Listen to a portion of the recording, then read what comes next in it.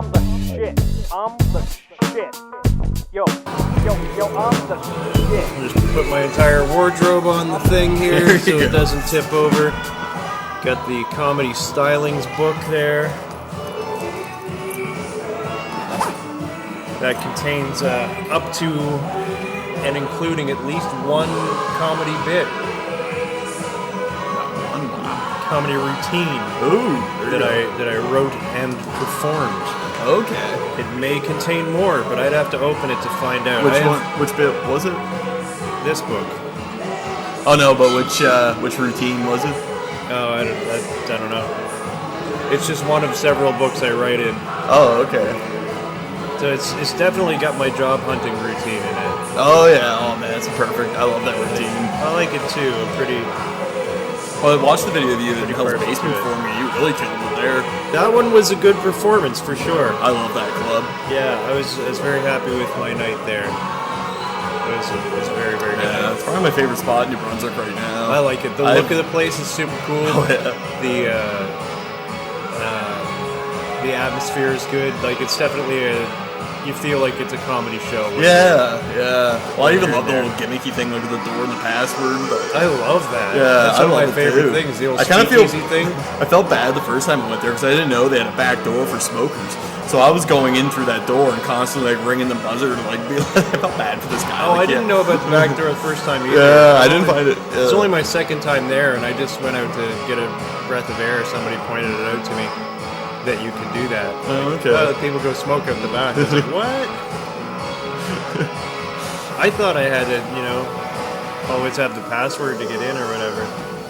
Well, that's what I thought too. Yeah. But I was like, I did a show there with Spludarf and Shane, and it was the same thing. Like, oh, let's go for a smoke, and I started to head to the front door. And they're like, no, back here. And I was like, oh, kind of like looked at the bartender. Oh, really?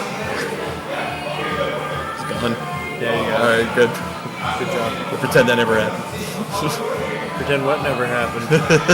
Never even here. Right. So do you want to get right to it, or is there anything you want to do first? Do you want to play a game first or anything? What games do you got? We got Right. a multitude of I games. thought you here. meant some sort of weird. Now we can play a comedy game too if you want. You just get right into it. Let's go. Okay, let's get to know each other a little. Let's go around the table, and you say your name and something about myself. Something about yourself? Well, hi, my name is John Skov-Nielsen. Steve Fudge likes to wear hats. That's like, and I know you're... That's very good. I'm Steve Fudge, and John Skov-Nielsen has a lot of beard. That's right, he does. A lot of beard. So there you go. That was our work orientation loosener. That's a loosener. Meeting adjourned. That's how you that was the minutes from the last meeting. That's how you loosen people up, apparently, when you start a job at the same time. Everyone has to go around the table and do something stupid. So we're in a very hospitable environment, which I like. I'm moving this because of noises, and also because you talk louder than me, which is good. Oh, okay. I'm a bit of a low talker when I don't have a microphone in my hand. Yeah, I think I'm a low talker, but I really think I'm yelling at people. Like, there's like, because sometimes I'm talking and I could see them like flinching and stuff, like when they're looking at me, and I'm kind of like, oh my god, like, am I just screaming at them about like Sasquatches for the past like 20 minutes? That's pretty like, good. I've got a friend who's a super sweet dude and really nice guy, but he talks at the very top of his register at all times. Oh really? Like they call it head voice in singing. So he's always in his head voice, and it's like he can't help it. It's just he's naturally in his head voice at all times. And I think I'm kind of naturally in a low chest voice. Okay, yeah, I can see. Yeah, I can pick up on that. So when he wants to talk to me, he's a close talker too. So sometimes he'll come like right close to my ear and full head voice. Oh god. Yeah. Yeah, I work with some people like that too. They just don't know exactly what whispering is. Like, it's like they haven't like mastered the art. Yeah. Yeah, and it's true that some people just don't understand the concept of it. Yeah, it's true. It's complicated, I imagine. All right, so we're gonna have all the sounds tonight. We're gonna swordsman this stuff. Yep, it's gonna be good. We can tell people we time traveled. Like this was in the 80s. We time traveled. So here we are in the 80s. Welcome to Sanitary Handshake. Woo! I've got John Skov-Nielsen with me, another St. John comedian who's going to grace me with his presence for the next little bit. And so you've never been on the Sanitary Handshake I yet. have never been, no. So here's how we go. We just sit and talk, really. It's nothing. Yeah. I can do that. I was kind of worried on the way here. Like, I listened to it, Yeah, and I was like, right. I can do that. Like, I love that. That's what I do all the time. Like, I can do that. But I'm kind of like wondering, I'm like, oh my god. I get like weird like performance anxiety sometimes from things. Yeah. Like, even like things from this. Like, I don't know what it is. My brain just creates weird like situations that could happen and stuff. And it's like, oh yeah. And I just imagine myself fumbling with it. And Yeah, it's I just do. like, I do that too. It's, that's why God created alcohol. God bless it. And the marijuana. Yeah. God is a dude from about 500 years ago that he was just a fella. Yeah, I heard of him. Yeah, I don't know. He had let something ferment by accident, and then he was like, I'm not letting this shit go to waste. And he ate it anyway. He got drunk. He was like, oh, I'm awesome. And he's got a body cam with him too. Then his wife that's was even like, more badass. Godfrey, you said you'd never. You said you were gonna throw out those grapes, you Godfrey. sick. Well, when she's mad at him, she calls him by his full name. Godfrey. He's like a good last name, like Godfrey Q Universe. Godfrey. Maybe it's Christ. I don't know. That's how he knows when she's mad. Yeah, Yeah, because normally she just calls him God. that's good. I like that. Like I was saying though too, he's got a body cam with him too, so that's pretty badass. Yeah, like it's close. Like I've googled it, it's in the millions. Like it's like that's. Yeah, I just did a podcast with Dan Terrio, and that very point just got brought up on that. as Oh well. really? Yeah. My God. Not sure how we got on the topic, but it was there. Shit, I think that I may have talked about it before. I don't know. I don't remember how we got to it at all. So it's going to be a loud one tonight. Sorry, any listeners, but we're in a very loud environment. We're all Sanitary Handshake fans. We did it to avoid a different loud environment and failed miserably. So there's that. You just say it was a joke. Yeah. Went to a loud. We're going to go to a loud place. Went to an even louder one. So Wasn't we're loud enough. We're unsponsored. We don't. Any music you hear is also unsponsored and coincidental and by accident. It's just playing in the background at a loud bar that we're in. So there you go. Don't come after us for royalties. You didn't sponsor us. You're going to be disappointed. Yeah, because I don't have any royalties. It's a free podcast. I have no money. Yeah, it's the kind of podcast where your guest buys you a drink, which I appreciate, by the way. You're very welcome. Thank you. No, we'll do it anyway. Didn't even have to beg. Okay, so how long have you been doing comedy? That's a year and a half now. Yeah, ignore the fact that I might know some of the answers to the questions. Oh, that's okay. Because I'm doing it for the sake of people listening, yeah. Do it for the audience. So that's pretty cool. What got you into performing comedy? It's like, I don't know, it was just like about time I did it and got paid for it. Yeah. Like, I like that. Like, it was like, I don't know, like, I always, like, I remember the first stand-up I ever saw was Dennis Lear's No Cure for Cancer. Oh, And, yes. and I've always loved just making people laugh. And that's what blew me away by it. Like, just hearing, like, just seeing him, like, kill this entire room of strangers. Because they got the bombs, okay? Yeah, all right, carry on. Just wanted to slip that in there. Handicapped spaces. I adore the man. But yeah, it was always something I liked, and there's other comics I really like too. Like I always like George Carlin, Robin Williams, and then later on I got into Bill Burr, Norm Macdonald, and like all them, and like I always like thought I could like I don't know, I always wanted to. That's a strong list right there, Doctor.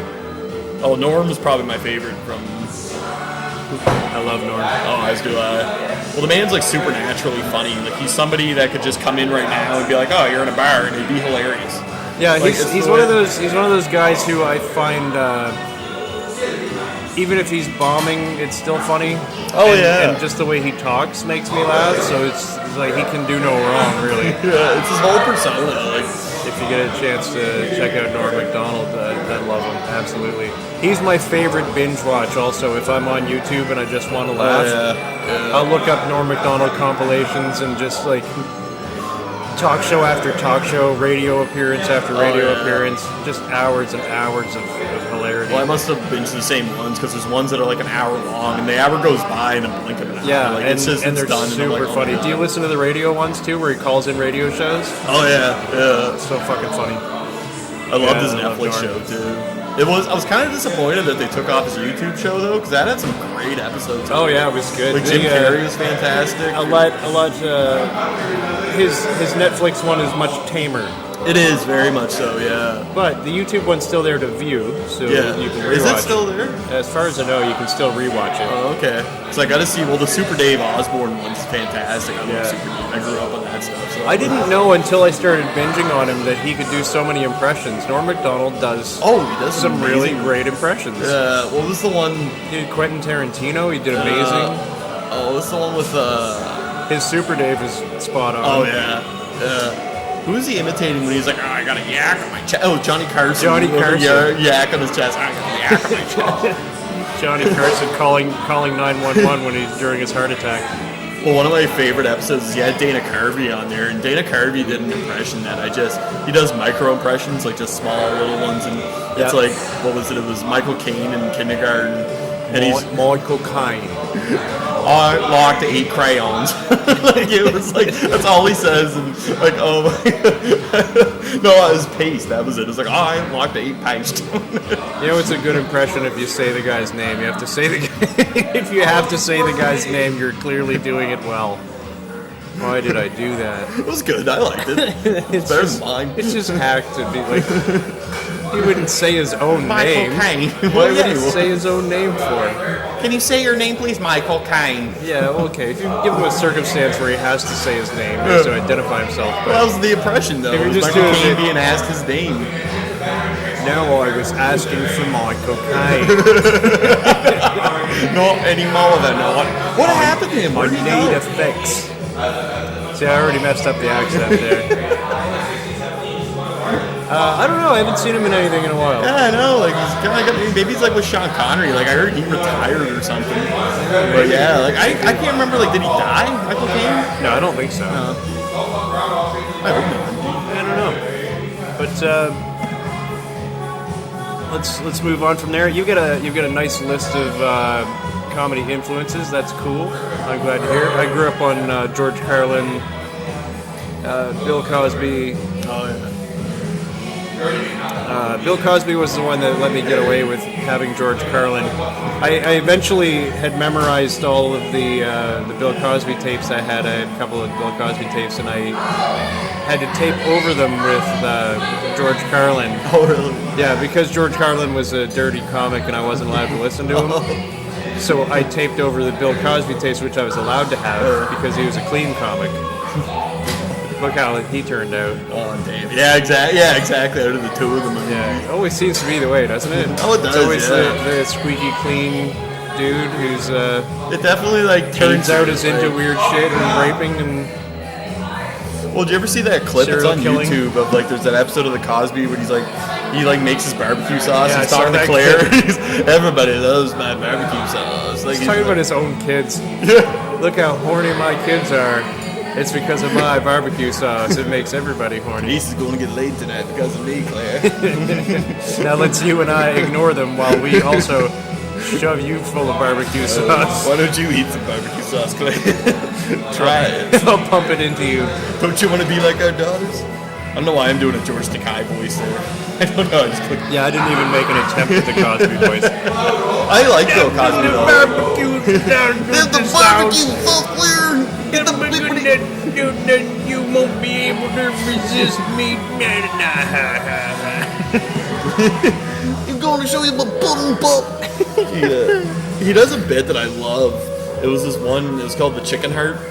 Oh yeah. He was talking about listening to like old horror stories. Yeah, and the horror movies on the radio. Talks about like setting his couch on fire and putting Jello on the floor, and his dad like coming in and slipping. The Chicken Heart's coming. I got my Jello out and I had the couch on fire, and I was like, "Come on, Chicken Heart!" My dad comes in, and he's like yelling at people on the streets, like, Yeah, "My he was boy a got the chicken good heart." storyteller. Oh, amazing! Like Good he was for storyteller. sure. Did you see him when he came in like years ago? No, I didn't either. I didn't. I wasn't even aware that he came here. Yeah, he did the Imperial. I remember hearing about it. I remember wanting to go, but no one went. I was like the only one out of like anyone I hung out with to watch the Cosby Show. I don't Like, think that our city is great at advertising these sort of things. Oh, big time, yeah. Because I found out about when George Carlin was here maybe a week before the show. I found out like the day of. So you'd think they'd make a big deal out of that. Yeah. Oh, I know. Like I remember being in high school and I was talking to a guy who was kind of a turd, and I was kind of like he said something about going to a show that night. I was like, "Oh, you're going to see?" He's like, "Oh, my dad's taking me to see some old comic," and I was like, "Who?" And he's like, "Some George Carlin guy," and I'm like, Some old "Yeah, comic. some old comic." Yeah, and I was like, "Who?" He's like, "George Carlin," and I was like, Some old comic. Yeah. I will Oh, cut yeah. you. Oh, he almost got taken out with a cafeteria tray that day. Like, just like before he even finished the sentence, like some old comic. And I was like, George Carlin's coming. Like he was like, he's here tonight. Like Wild. Yeah, so I didn't get to go, but yeah, I was in between pays when I found out about it, and I was like, okay. I can't swing it, just can't do it. Yeah. And it was that was his last time here. This is a shame that he's gone. Like especially in this day and age, like someone like him, like just like his Well, I commentary. grew up listening to him, so I had to listen to some of the transitions too. So Yeah. I listened to a bit of his stuff from before my time, then the stuff he was doing during my time, and then I just followed him the whole way from there. Okay. So I got to hear the goofy stuff, like the really retarded. Oh, I can't say that word anymore. Yeah. We're gonna tonight. We're gonna do the word retarded. What the Nazis did with the swastika. We're gonna take it. And, I got to hear the R word stuff that he used to do. It sounds weird to say like that. the R-word stuff. It happened. Now there are two. Yeah, that's where we're at as a society.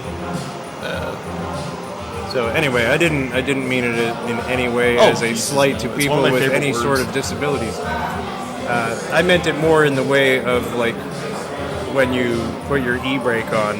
Yeah. Well, here's my thing. That's with called it. retarding your brakes. Yeah. Like here's my. It is. That's a real thing. Is it really? Yeah. Like, oh man, I would love that. Oh, good thing I was on the driving test. There's, Retard the brakes. There's a thing in brakes. I don't think it's actually pertains to the e-brake in your regular car, but in a big rig, they have two different kinds of brakes. So you'll see signs every once in a while that says no brake retarders or no brake retarding. Yeah, there's one on Somerset Street, and you see them on the highway once in a while, depending where you're driving. And I always want to punctuate them. I want to like no brakes, retarders.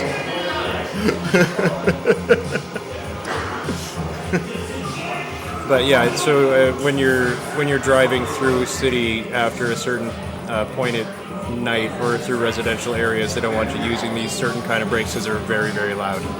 Okay. Yeah. And that's the brake retarder. The brake I don't have any jokes about it yet. Oh, it's good. Like something like that. I might, just for the sake of keeping that word going. Well, I had a bit about keeping that word going too, because I'm talking about like how we just got to change the meaning of it. Like, it's not retarded doesn't mean mentally handicapped. Those people are differently abled, right? No, I'm retarded. They're not.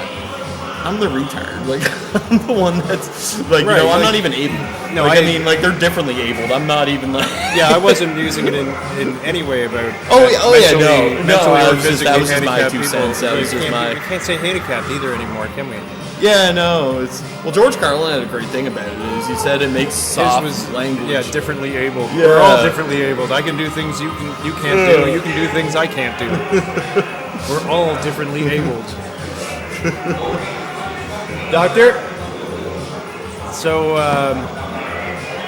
so when you got into writing comedy, or rather performing comedy, had you been writing for a long time before that? Or is this kind of you dove into it like head first? I had some ideas, I guess. They were mostly just like life stories I wanted to tell. Like I like being a storyteller kind of a thing. Yeah. And just like, I don't know, that's what I kind of thought. I don't know, I always kind of thought of them telling them in like a funny way or not. And I didn't really start thinking of like jokes till I really took Ken Bolton's class there. And that really kind of changed my thinking a bit too. And like, I don't know, I found it hard kind of writing them, but maybe not as much as I thought I did. Yeah. But like, 'cause I remember the first day he got us to write like, I don't know, it was like a writing exercise where it was like we had to write 5 jokes with like, I'm so lazy, and I was having a real hard time with it, and I just I was just embarrassed as hell about my answers, and then I gave them, and I ended up getting the most laughs in the room from them. So it was kind of a cool sign, but I don't know, it just came from just always liking to make people laugh, I guess, and that, I know that everyone says that, but that's true how it comes to be. And the fact that, like, and just like I said, like the fact that I, if I can get paid to do it, yeah, great. Like, I mean, like, it's like the only thing in life I'm functional in. That's what I'm trying to say. I'm so lazy. I crack eggs directly into my mouth so that I can scramble them while I eat them. Well, one of my jokes was like, I'm so bad at math, I can only count the purple, and that killed. And I was just like, when I was about to say it, like my face went red, and I was like, oh. And I had this other one. I was like, I'm so hungry. I used to have a cat. Like it was like, it's like things like that. It's like my brain is like just differently. Like it's definitely differently able for sure. But like it's not with the others. Like I'm on like I feel like everybody's listening to like this really great radio station, but I can't like find the numbers, I'm just tuning into a bunch of different ones and like. That's fun. Yeah, I've always felt a little. What's the word? Sort of just separate thinking from others, I guess. I've never felt like I fit in anywhere. I never. But I've always known that I wanted to do comedy. Is like from the time I knew it was a thing.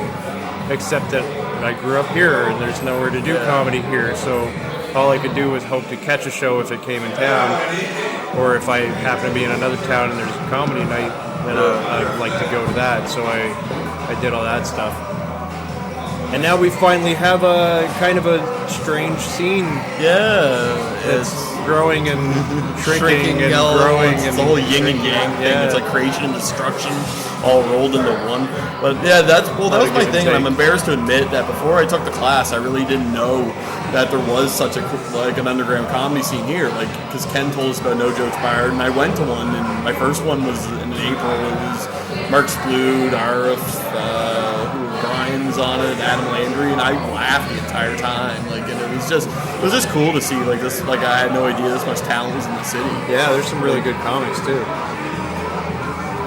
Like Splood's a powerhouse. Oh, he's it's just a force. Like that's. Yeah, I really like John's stuff. Adam's character thing that he does, where he doesn't write any jokes, but he manages to pull off funny on stage. Oh, he cracked me up that night. Very little effort. Oh, I know. Like, and that's, I don't know. I'd like to move up to doing stuff like that. Like, I love sketch kind of comedy and like doing it like on the stage and like kind of creating like a real like experience kind of in the show. I like that idea, and I have some ideas I know I wouldn't mind trying out. It's just kind of like, I don't know, getting to that point in the courage level, I guess. like, yeah. How did you find your first performance, your first show? Oh, it was. It was well received. Yeah. Well, were you there? Yeah, I was there. Oh, okay. It was definitely like I went on later, and going into it, I wasn't that nervous going into it. I don't know. I just thought, I had in my head, I'm just going to go up there, see how it goes. But I was on right after the break. Like before that, I think there was like 5 comics that went on. And so you took second bullet, really? Yeah. And I kind of was like, all right, and I was watching them do it, and they all did pretty well. And I started to get more nervous as it went because I got thinking, I was like, oh my God, I could be the one that crashes the show. Yeah. Like, I was just like, oh my God. And it started taking in. I found out that night that I'm a nervous shitter. And, like, it was, like, during the break, like, right before it. And I was, like, and Tammy, one of her comics, to make things, even less subtle, opens the bathroom door. John, are you having a poop? And I'm like, great, Tammy, thank you. Like, I can hear Ken going on stage being like, and up next we have, and I'm just pulling up my pants and just pulling out. Oh, yeah, that's unfortunate timing right there. Yeah, it was bad, but it was... friend flying around. Oh, we do. But it was like, it felt like I got up there and like it was autopilot completely. Like I went up there and I was just on my way up, just feeling, I could feel myself shake, and I got up there and I looked out, saw the people, and I just kicked into it. Because up until that point, we met every week to practice our bits. So it was just like muscle memory at that point. Yeah, that's good. That's good because it's,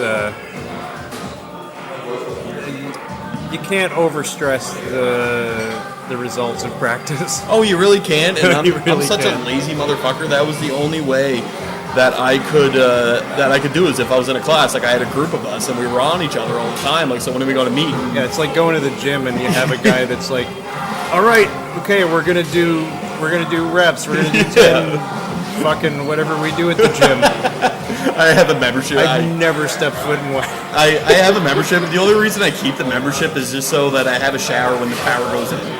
That's like the only reason I keep it. Like, it comes in handy. It does. Like, I haven't been there in years. Like, I still pay for the fucking thing. It still comes out, but I have a discount for my job. So it's not too much. That's how they make their money, though. They don't want you to come back. They just want you to keep paying. Well, that's it. And everyone's so lazy. They're just like, just do And it they for the week. can cram more people in. Oh, that's awesome. So your first show, several people's first show, was that same night at the R Bar, and I'd say most of them did really well. Most of them did. Oh, I was proud of everyone. Yeah, it was a good night. It was a very good night. It was such a I didn't expect the response that I got. Like, it was just like, and it was like. The adrenaline was just like, oh my God. Like, I remember afterwards just going out for a smoke and just being like, wow! Like, so you felt good about your set then? First time? That was like, really well? that was the best I felt in a long time, to be honest with you. Like, it was just a sign that, like, and not to sound like down on myself or anything, but it was a sign that I was good at something. Yeah, no, I'm totally with you there, because I did the same thing. My very first set that I ever did was in Fredericton at the Wilsers Room. Oh, yeah. And John Forward brought me up. I had gone with him a short time before that for his first set out of the city, and just so he could have some company. And so I went up for that. And what a change of my mindset, because I was afraid to do it here now that we've got something going on. Yeah. And watching John do it there made me go, yes, I have to do this. And he was very encouraging to me as well. He was definitely, he popped my comedy cherry, as it were, because he really, Shane Ogden as well always told me, just go for it and you should do it. You're a funny guy, you should do it. But John really pushed me once we had a place to do it. Oh, nice. And then I got more nervous. I was like, there's finally a place I could do comedy, but now I'm afraid to. And I had been writing material for decades, and so I picked a mix of some of that old stuff and some newer situations that happened to me. And I went up and I did pretty good. I wouldn't say that I killed it, but I got some laughs, and I felt really good about it. It wasn't super strong material, it was first time. And then my next two shows I absolutely bombed. Oh no. So badly that I was like, what happened to that thing that happened the first time? Why can't it always be like the first time? No.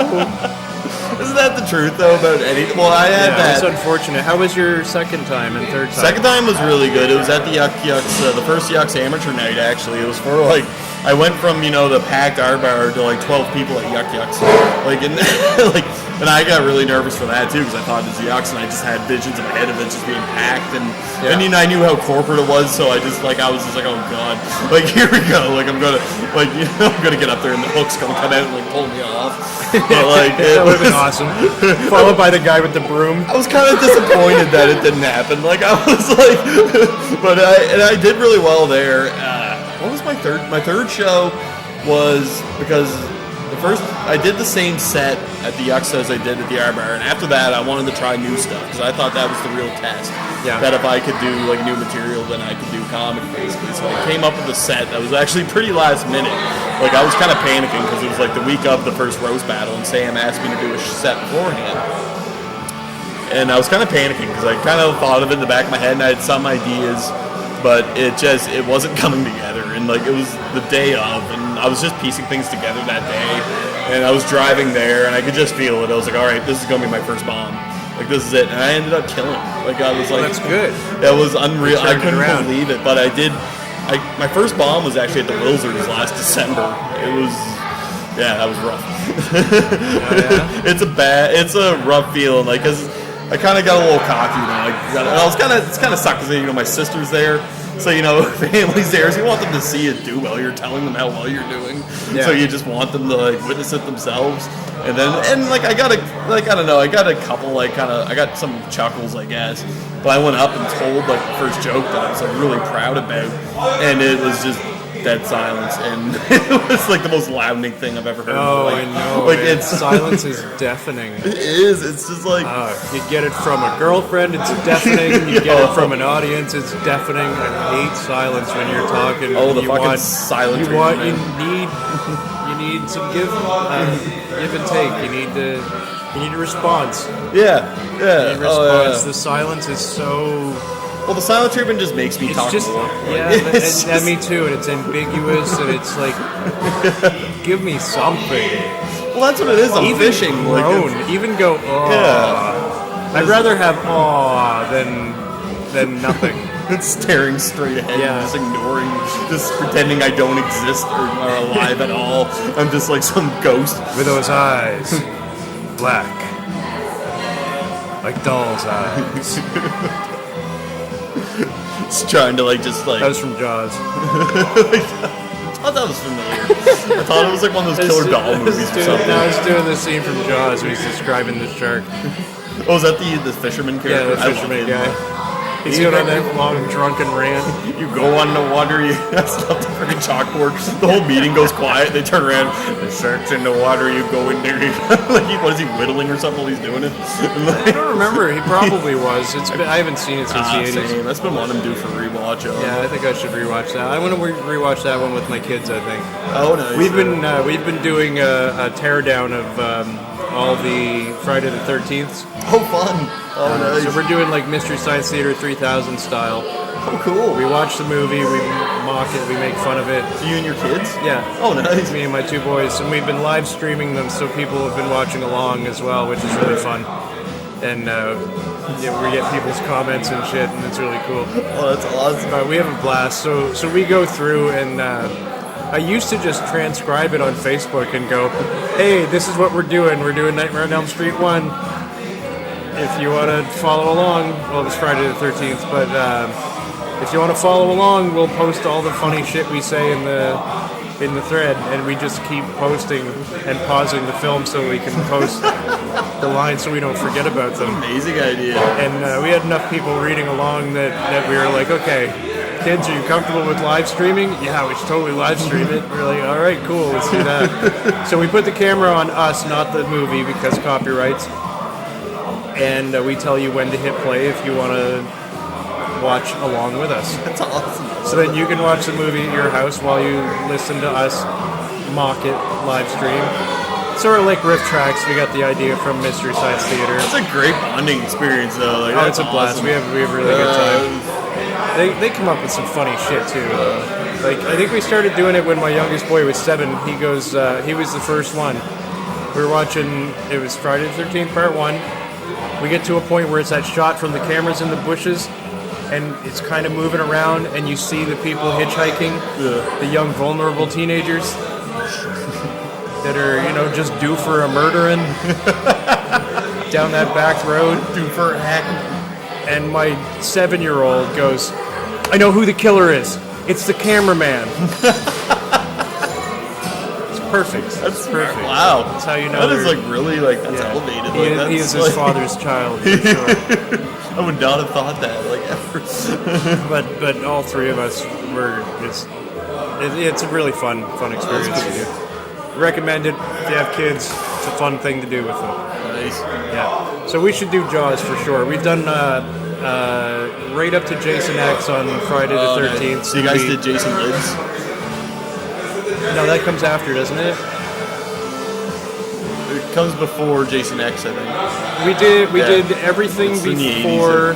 Oh, then yes, we absolutely did. That's fantastic. I just can't remember what forget number it is, I but forget the that's my pseudonyms of favorite. all the things. We often rename them as well while we go. For example, Jason Takes Manhattan is now called Jason Takes Manhattan to Seattle, featuring the Eiffel Tower or something like that. But we did like 8 or 10 of them, and then we got to Freddy vs. Jason, but they haven't seen Nightmare on Elm Street yet, so we have to watch those next. So we did part 1 and 2. So we're on Nightmare 3, Awesome. and we've got to get. I think we have to get past Freddy's Dead in order to do Freddy vs. Jason. Yeah, you got a long haul there. We might. Freddy's leave Dead the- is pretty terrible. We might but leave the remakes out because they're just redo. Like, screw that. Let's do the classics, right? Anyway, back to you. Actually, you know what might be fun? Let's. You want to go to the phones? Yeah, let's do it. Okay, let's go to the phones. We got Dan in Fredericton. Go ahead, Dan. Got who? Dan. Dan. Hi.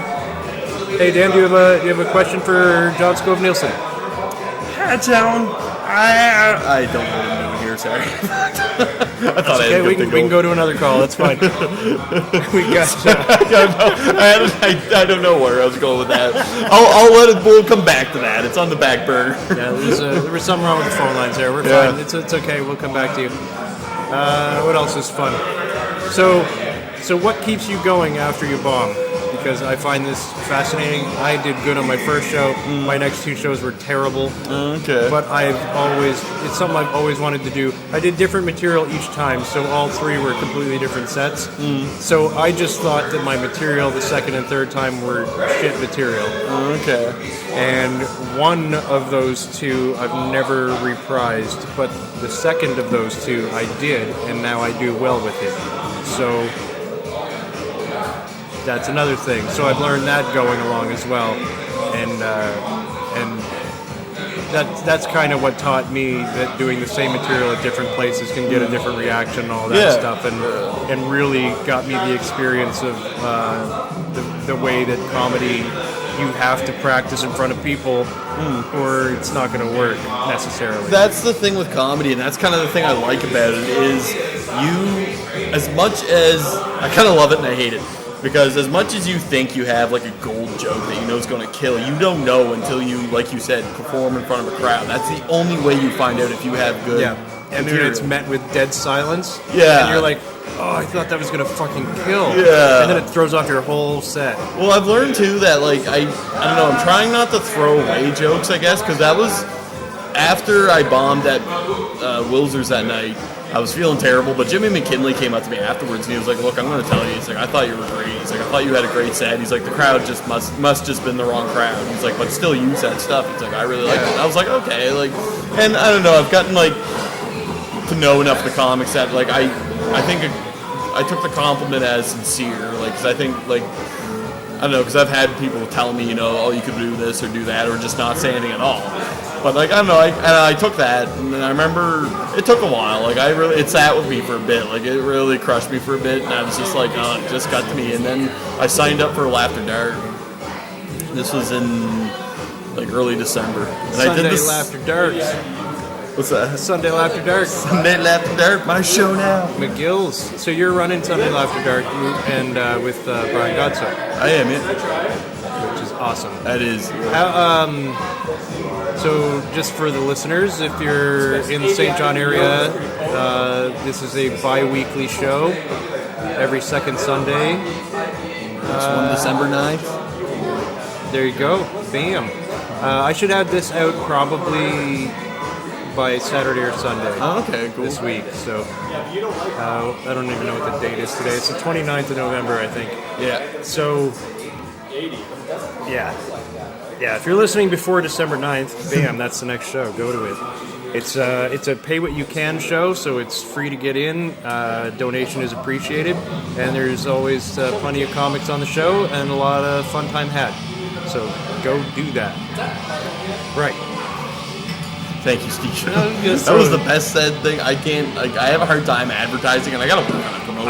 I don't like promoting myself. I don't mind giving other people a little shout out. That's cool. You know, I like that though. Yeah. But we gotta get the plugs in on the show though. I'm trying to be on point with this. So I started this podcast a year ago, and then my computer crashed and I lost everything. And then I was just defeated. And then like a year later, I started a different podcast of a completely different nature with a new hard drive that is also dying soon. But I wanted to jump back on it because I found some of the podcasts that I'd recorded but not released were rescued by my friend Rob. And so, because he's good with computers and that, and then the thing just completely died after that while he was fishing some stuff out. So we were able to rescue 2 podcasts that I recorded previously. Those are up now on the YouTube. Yeah, where were we at? We were at Sunday After Darks. Yeah, I went to After Dark. Triumphant return to comedy after. Yeah, and that was bombing. It was the same deal. Like I didn't really, I don't know. I heard what Jimmy told me that was a good set, and I thought I was like, I'm going to try it again. After Dark, and I went there kind of like, and I was pretty nerved up, and just thought like, okay, like just try it out. And it ended up killing me. Like my first joke slayed when it killed in like Wilsers, and that kind of like I don't know. That just I was like, yeah, you know what? I have good shit. That's awesome. Wilsers. Do you have a process? Like, when you go out, do you have like, I'm gonna start with this type of joke, and then I'm gonna move on to like this kind of material? It's a little more random. Like I don't know. Like I can't have it too planned out because I find I freeze up that way. Yeah. It's because then I get into a trap where I'm trying to like bring it up in my head. Like I'm trying to imagine my set in my head before I do it, and I think people can notice when you're doing that. So like I basically go up with the jokes I want to do, and just like delivery and all that's just decided on the spot. Yeah. And like and even sometimes like I don't know like. But you're not completely one-liners. You've got story style jokes, one-liners, and a bit of absurdist stuff in there as well. Well, that's where I live. I live for absurdity. Yeah, I do. Absurdity's the new serious. I would say that I'm more absurdist than anything, but I'm a bit of a storyteller too. Yeah. But I use one-liners occasionally. Usually, what I like to do, my process is I like to try and come up with a one-liner for my themed set. So I have a set that I've already written that has a theme to it in some manner, such as the job hunting one. But I want a quick one-liner at the beginning that also kind of ties into it. That's where I'm at. I always try to think because I want to get out and get at least one joke out there, and hopefully people laugh. And if they laugh, I'm like, okay, good. Now I feel good about the rest of the set because it goes along that theme of the thing I just got to laugh on. It doesn't always work that way. Sometimes they don't laugh at the thing, and I still have to continue. And then it's like, should I be doing the same topic they didn't laugh at? And I try not to internalize it while I'm on stage and beat myself up later. Just save it for beatings and further analysis later. Yeah. Well, that's how I am. Like I like to have like some kind of one-liner you just start it off because I don't like the idea of starting off with story jokes. I think you want to get something that shows them like right away that gets their attention. They find out you're funny. And then you get kind of more into the storytelling stuff, and I guess that's what I'm trying to get better at. I need more of them. Like I have some standbys that I use, but I've been fortunate, like with coming up with jokes and storing them. Like my, you heard my school shooter joke. Yes. Yeah. That was one I had in the back burner for a long time. Didn't think it was funny at all. I didn't know. Like, and I kind of liked it, and I ran it by Dan Terrio, and he thought he liked it, but for some reason I just hesitated on using it. Yeah. And then one time, it's a touchy subject. Yeah. And there is a worry, especially in certain audiences, and I guess you never really know who your audience is till you're there, and you still don't know until you say a thing. Yeah. But I worry sometimes that if the topic itself is going to turn people off from the comedy of the topic, because people are easily triggered and such. But I do worry about sensitive subjects like that. Like school shootings are a very serious thing. But I say yes, joke about it, make jokes. Yeah. But that's me. But not. Yeah. But I would worry myself doing a topic like that. I would be like, fuck, this joke better be fucking funny before I say it on a microphone. And I would be so cautious about the wording. Like, I don't know how you are on that one, but I suspect you've got the same idea. Yeah, well, that's how I have some that I'm still scared to use, and I tried one at the parking lot show at the No Jokes Bar parking lot edition last Saturday night. Yeah, I just watched that this afternoon. Oh yeah, yeah. It was a blast show. That was so much fun. It was the perfect ending for No Jokes Bar, especially when you have John at the end telling this the most vile story. It's great when you can have the funeral for a place raiding its own graveyard. Yeah, exactly. Yeah. But what makes it even better is you have John Forward telling one of his raunchier bits, but across the street is Imperial Theater, and Elf was getting out at this time, so it's just families pouring out of that, going to their cars, and he's screaming into a microphone about some chick who's blowing him in the parking lot, throwing up on him. And just and you can see kids looking, and their parents pulling their arm away into the car. Yeah, the occasional diversion. You have cars pulling out. I enjoyed Godso referencing that he was walking the traffic. That was funny. I'm trying to remember who had the joke that John trying to engage them. It's okay, we're just doing comedy over here if you want to. It was a great, I don't know if it was Brian, someone made a joke that they wanted to thank John Nesbitt for letting us perform in his living room, and I was jealous of that. Yeah, that was good. What was the other line? Oh, John Nesbitt had a good line too in that. Sorry, I'm burning jokes here, people. But he said at his set in the parking lot, I want to invite you guys all over to my place afterwards for snacks. Oh, so just tell me where you want to meet, and that's where we'll go. And bring your own snacks. That was great because of the ongoing joke that he's homeless. I know, he's getting so tired of it. He brings it up, but we just never, Brian, when he sends him out with the tip jar, still oh, we have a homeless tent here. I know, it's great. And he always says afterwards, guys, will you stop with the homeless stuff? And I felt bad because he walked right into it though, because he came to a show and he said something about, he just came back to get something to eat, and I was like, what does the soup kitchen have tonight? And he was like, for fuck's sake, with the soup kitchen. He just unloaded about it. He's tired of the homeless guy. Yeah, he leaned into it a bit though, and he didn't create this, but he did help it along for a little bit, because the first few times that any of us drove him somewhere, drove him home from a show, he'd go, just drop me off anywhere around here. I heard that. And then he'd walk the rest of the way, but it would be in a different location each time. And that's kind of how this started. People had joked that he looked like a homeless guy. Yeah, he always dresses the same. He's got the same clothes all the time. And but then he started doing that.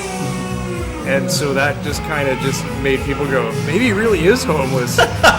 Because I drove him home last time, and he said he just dropped me off here. And then I drove him home the next week, and he got me to drop him off at a different place. But he said, this is good. This is good. Middle of Rockwood Park. Funny. I gotta have him on the podcast too. Oh, he's a fantastic guy. I love John. He's one of my favorite people. All right, let me see how we're doing for time here. Okay, we're doing pretty good. I think. You ready for a phone call? Let's take a call from. We've got Randy in Seattle. Randy, go ahead. Hi, Mr. Skov-Nielsen. Yeah. Okay, Randy's got a question for you, John. Randy. Oh my god, I'm blanking out so bad in these. That's okay, that's my fault. I gotta think of something. Sorry. Nah, it's just a thing I thought I'd throw in and see what happens. Oh, yeah. I'm trying to. Wish I could come No, I'm being an asshole. I'm throwing you under a bus here. Put me in the spot. Show me You how don't lame have I am to- at improv skills. You don't have to respond positively to this. And now you can mock me for losing the word positively. Positively. In a Trump-esque attempt to get a sentence out. It's bigly, man. I can't stand the man, but He's a fascinating person, though. You can't deny that. sometimes it's interesting trying to watch him say a whole sentence. Oh, it because is. He has trouble with that. He's like, the way I look at Trump is he's like a character in a movie or something. Like, that's the way I look at him. Yeah. Like, I don't like him. Like, I don't, but he's fascinating. Like, you just can't believe this guy exists and that he's a world leader now. Like, it's like his comment about... It is baffling to me. Yeah. It really is baffling. Like I'm his comment baffled. about the hurricane that happened when he said something like that. He's like, it's pretty wet in water standards. Like, it's like, wow. The President of the United States, ladies and gentlemen, like, Yeah. this guy has the code. That hurricane was wet. Let it be known. Wetter than any president before him would have announced.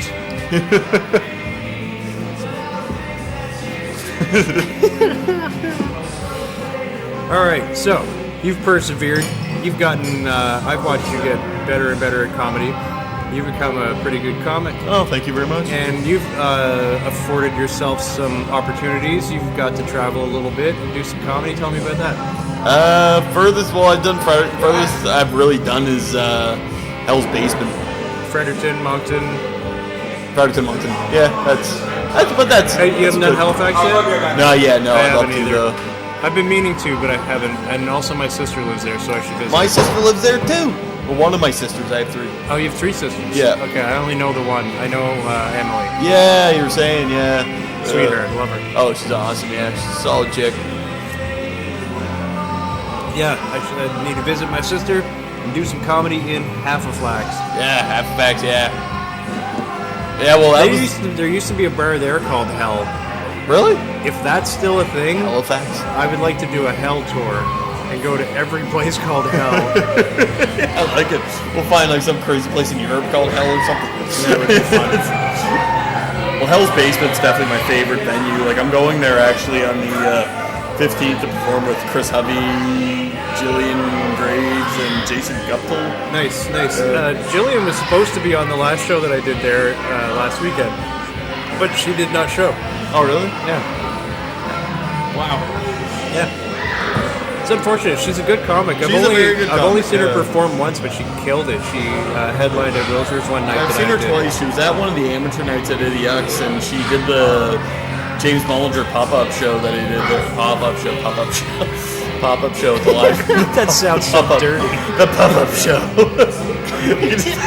You're going to the pop-up show tonight. Let me just undo my zipper. Hello! It's the James Mullinger pop-up show. Hello, kids. Oh, it's in your face. It's in your face. How do I walk with this thing? Oh no! Only know about where it used to be. Sorry, guys.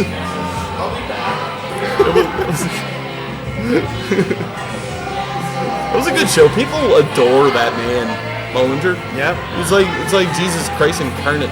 Like he's like got the library and he was walking to the stage and people were like reaching out to touch him like when he was on his way. Like it was crazy. Like it was my first time seeing him live and I didn't know like how much people loved him until that night.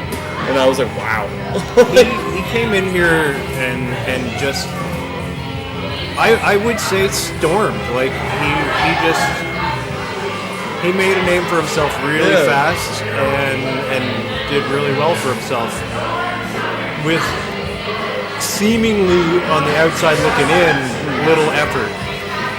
I'm sure he worked his ass off to do it. Oh, he definitely did. There's no doubt about it. He's a good businessman. Oh, he knows what St. John likes. And St. John likes the outsider looking, the outsider on the inside.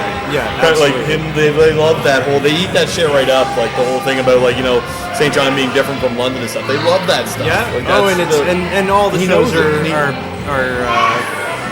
are booked like that too. Yeah. Like, they're all titled like a Brit in Canada, Yeah, and he does it well. An Englishman in He does New it very Brunswick. well. etc. Well, and he knows too. Like, I wish he was an agent because I think that he could get us all work. oh, he totally could. Yeah. Well, I see. Like, I'm on his Facebook and I see the way he promotes some comics, and I'm like, damn it, how do I get like into this guy's radar? But like, he wasn't there for my performance that night, unfortunately. James But- Mullinger, if you're listening to this, become an agent, get us booked, Yes, please, have James. us touring. I will give you the 13% or whatever the hell it is you're supposed to give your agent.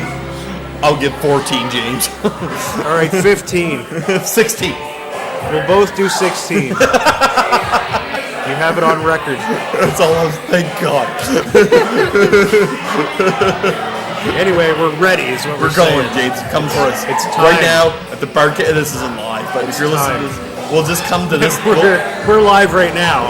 Are we live? Like, are they listening to it now on the No. site? No. Okay. Well, they are. Well, what we should do If they're then, they're listening live. Yeah. But we're not talking live to the listener. Oh, okay, I got you. Because, like I said, we could send a message out, say, like, we can wait here at this time every night until he comes here and picks us up.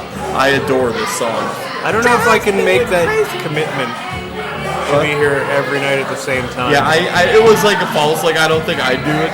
But Especially it was a good, given that like, we don't even know if he'll show well, up. we could tell the bartender if James Mullinger shows up, give him our then numbers. you page us.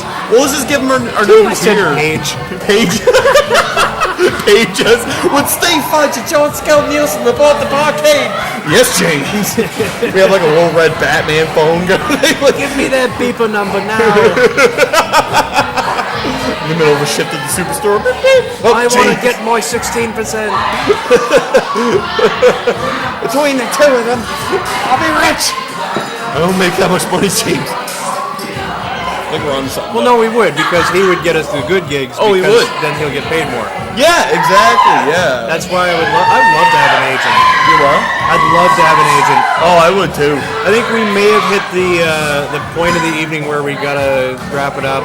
Okay, cool. Yeah, it's getting pretty loud in here. It's party Because time. all of that thunderous applause back there wasn't for us. Woo! Steve Fudge, John Skov-Nielsen. Woo! Sanitary Handshake. They're doing an awesome podcast. Woo!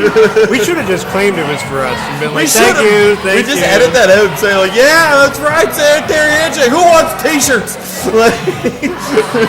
Because we know some stores where you can get a couple of dollars. if you got money, we're not buying them. We'll let you know where you can shop. We'll let you know where you shop. All right. Anything you need to plug? You got some shows coming up. I got I'm doing the Superstore Christmas party tomorrow on Saturday night. Is that something people can go see? No. Oh. Just the Superstore employees. But after that, December 9th, I'll be hosting Sunday Left of Dark. Sunday Left of Dark. Is that McGill's? It's going to be a crowd work show. From you or from everyone? Everybody.